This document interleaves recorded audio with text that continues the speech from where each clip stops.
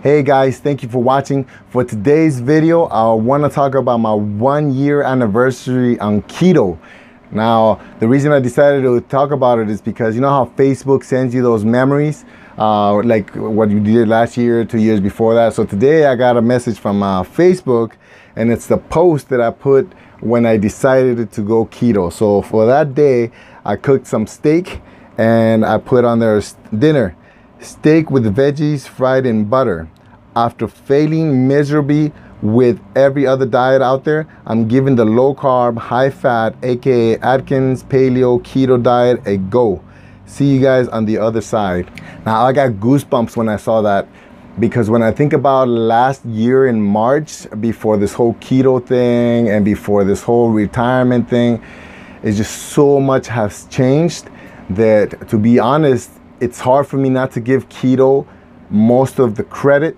I clearly remember the frustration that I felt last year. In January, I was 280 something pounds. And then I started doing the low fat diet with a bunch of cardio, and I dropped down to about 250. And I just remember being so miserable, like eating 5 meals a day, but still being hungry all day long. Feeling like I've been doing this over and over, the same thing again and again. I've lost tons of weight before in the same way, in the same manner, and still I gained it back and then some. And so it was just so frustrating. Plus I was getting pressure from the army to lose more weight, otherwise they're gonna start kicking people out. And to be honest, it was almost overwhelming how much pressure I felt to lose weight, and how incapable I felt of reaching my goals. And then through a series of events, I ended up listening to Why We Get Fat and what to do about it. I ended up using Mealime, which is the app that I use to cook my meals, and I had it set in low carb, not even knowing what that meant. And next thing you know, when the book gets to the point of basically ketosis and burning fat, is when I actually by accident hit ketosis. It was just like a mind-blowing experience. And even though it seems like I'm exaggerating, if you ask my wife and my friends that knew me around that time, I was just in shock of the information that I had just received after 36 years of struggling with weight. And only then was I listening or was I hearing this information. And my state of mind from 12 months ago couldn't be any more different. I remember a year ago being ready to grind another 20 years so that I can hit retirement, and so I can maybe enjoy a few years of retirement before I can, you know, travel the world and do all that. I look at how things are now, and it's just so clear in my mind. I can see the future. And as crazy as I'm sounding, it's just such a huge difference from a year ago.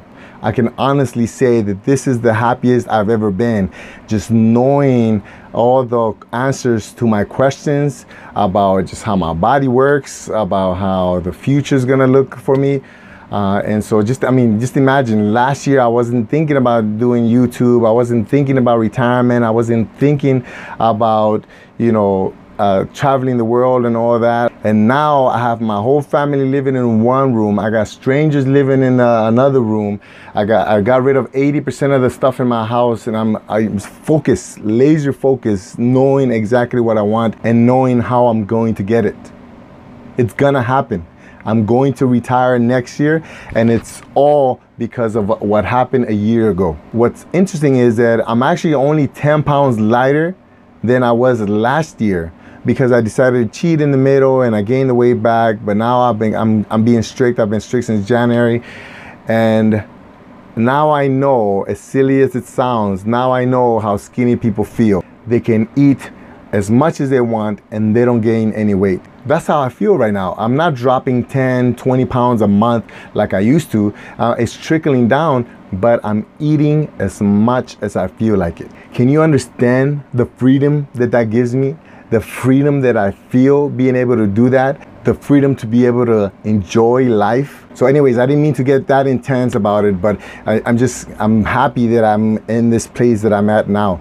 I just wanted to share the fact that I made it a year, and even though I had some missteps and I made some mistakes, it's because of those mistakes that I can stand here and tell you that I know for a fact that carbs do no good to my body, and I can now accept that. I can now see it in my mind's eye that carbs will no longer be part of my life. I think I mentioned this before, but I don't drink alcohol.